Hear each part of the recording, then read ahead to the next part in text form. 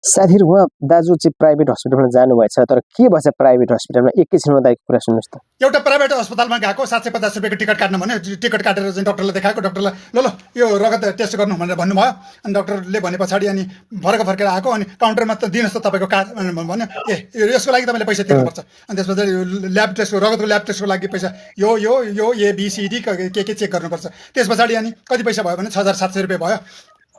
ल 6700 रुपियाँ तिर्यो। त्यस पछाडि ल्याबमा गयो, एकछिन बसेर रगत तान्यो, आयो। ल भोलि रिपोर्ट आउँछ। भोलिपल्ट रिपोर्ट लिएर डाक्टरकोमा गयो। तपाईँ अब तपाईँको यो देखियो, तपाईँ अब फलान डाक्टरकोमा जानुहोस्। त्यस पछाडि रेफर गर्यो। अनि त्यसपछि फोटो खिचेर आफूले राखेको कार्डको फोटो समेत खिचेर, होइन मैले रेफर गरेँ भन्नु पर्यो होला नि त, मैले रेफर गरेँ कमिसन भन्नु पर्यो होला। अनि फलान डाक्टरकोमा जानुहोस्। अनि त्यस पछाडि अर्को डाक्टरकोमा गयो। तपाईँको यो पुगेर रहन्छ, ब्लड टेस्ट गर्नुहोस्, यो कुराको ब्लड टेस्ट गर्नुहोस्। त्यस पछाडि बाहिर निस्क्यो, ब्लड टेस्ट गर्न कति हुन्छ भनेको यो ब्लड टेस्ट गरेको 12,500 भयो भनेर भन्ने। ल